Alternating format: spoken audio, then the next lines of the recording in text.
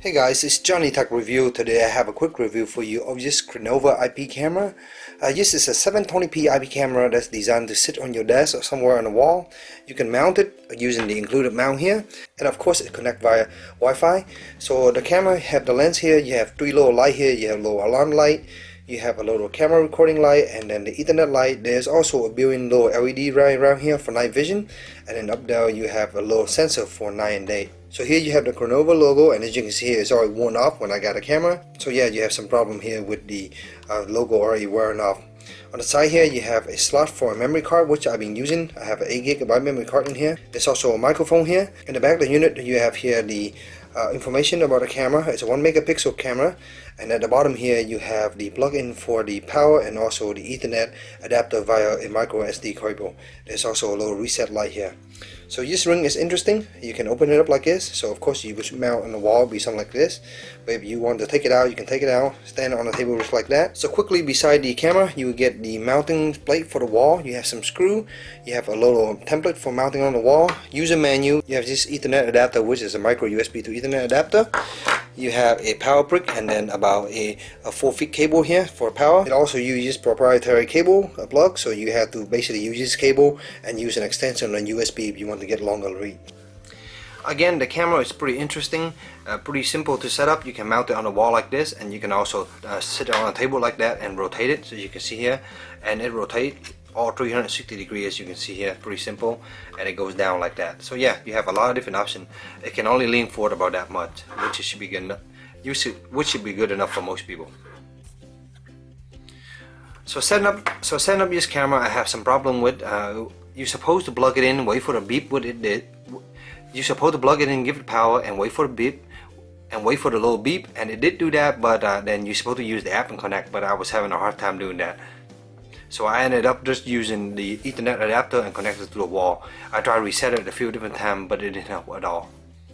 So guys, I've been using the Crenova 720p camera for a while. I did have some problems setting it up initially. The camera would not pair using the wireless network setting. So what I ended up doing was plug in the little Ethernet adapter and then connect to it, and that way it works fine, and I can set Wi-Fi from there. But for some reason I was unable to get it to connect using the Wi-Fi option. So the app you need to use is called Camera of Thing Pro. It's COT Pro here. You can download from the App Store, iOS and Android. You also need to register for an account, and after that you can use it to add your camera. So I'm showing you first the iOS app here. When you launch the app and you sign in, this is what you see. You have the camera itself, you have the button here to basically edit the camera name, a setting for the camera, and then you can also do a reboot. There is a button here. Over here you have your account ID, and you have a bunch of other stuff like alarm setting, those kind of thing. Anyway, you click on the camera itself like here, just like this. It will launch the camera. And at the bottom here you see your last few pictures and snapshot that I took. Right now it's dark at night, so you can kind of see the night vision has kicked in. At the bottom you have the little listen in. You can listen to the sound downstairs. You also have a talk button. You can click to talk, and then there's also a snapshot button that you can press to take a snapshot, and it goes down here in this little row. These pictures are saved also. These pictures are saved on the camera itself, and you can access them in the app here. You can see. But the one weird thing is that it seems to be saved on the camera, but it can only be accessed via the app that you see. So if I connect using the Android app, I don't see these pictures, so it's kind of odd. It's not locally saved, it's only saved on the app. The camera has this problem here. As you can see the timeout. Sometimes it think that you're still in the camera, and if you exit too fast, it won't let you get back in. It seems like it only allows one person to view. I don't have any option to get more than one person. Perhaps you can make two accounts and add the camera. Right now I have the same account, and I lock on the Android app, it just kicked me out. So beside the additional button here, you also have this button here to switch between the different qualities. So right now I set to HD. This button here will take it back to the side mode, and that's basically about it on the iOS app. Over here there's a little button you can click to do a different preset, but of course this is not a pan, tilt, and zoom, and I guess this app is designed for multiple camera. But anyway, when yes, it doesn't do anything. So here on my Nexus 5 I have the same app. I'm going to launch it here to show you. But the one thing I want to show here on the Android app, you actually get more option. You can click here and you can see there's a lot more option here than the iOS app actually. And the app itself is kind of laggy. I'm not really a fan of that. You also get your little shield icon, which I don't know what it is, but it's kind of like a notification or something, but it doesn't show up properly. You can see you have your typical 3 button, but you can swipe over and get these weird little security setting, I guess, for other stuff, but not for this camera. You can also change the quality in this portrait mode. If you rotate the landscape, here's something interesting.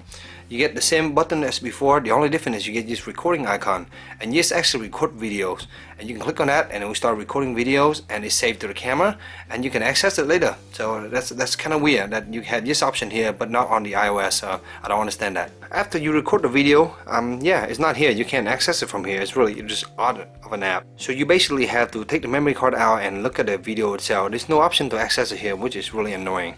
So yeah, it's a decent camera, look pretty nice, but it's really plagued by some weird setting on the app, which really bothers me. And on the iOS app, you don't even get the option to record manually. I also quickly want to show you the setting option. So click on the setting right here.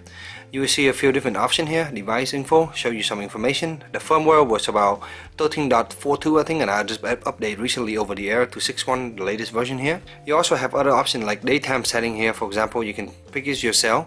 There's no automatic setting there. There's media setting. In this media setting, you have the option to change the frequency of the camera, basically the video here, 50 to 60 Hz. You also can adjust the volume and then reverse the image if you want. Security setting, where you can set up your account. Network setting, where you can set up your Wi-Fi. Alarm setting, which you can turn on and off to detect motion. I have this set on right now, but in this app here, you don't get the option to actually adjust sensitivity. If you look here on the Android version, if we go to alarm setting, for example, you see here you have sensitivity setting right here, which is odd that the iOS version doesn't have this setting, because this is kind of nice and needed. So yeah, again, the Android app has more option, which is strange for an app. The apps are not syncing here. You get more option here on the Android app. Continue here on the Android app, you also get recording, storage, reboot and reset, and all these options are similar on the iOS app. So overall, this Crenova 720p camera was alright. It has too many options that's not working properly. Picture quality of this camera is actually pretty good, and the voice and the sounds pick up quite well, and that's no problem at all. But this camera has a weird problem with the apps. The app on iOS lack the features that the Android version has, and the Android version is a little bit laggy. So overall, it's not a really great experience to use this. There's a lot better camera out on the market for the same price, and I feel like the apps on those are a little bit better than this. Even though the app here are very clean, to me it's just not sync well between the iOS and the Android version, and overall the camera has some weird issues, even including the setup of the Wi-Fi at the beginning, which forced me to use the Ethernet option. So that's pretty much my quick review of this Crenova camera. I hope it helped you in your purchase decision. If you have any question, let me know in the comment below, and as always, stay tuned for future review. Thank you.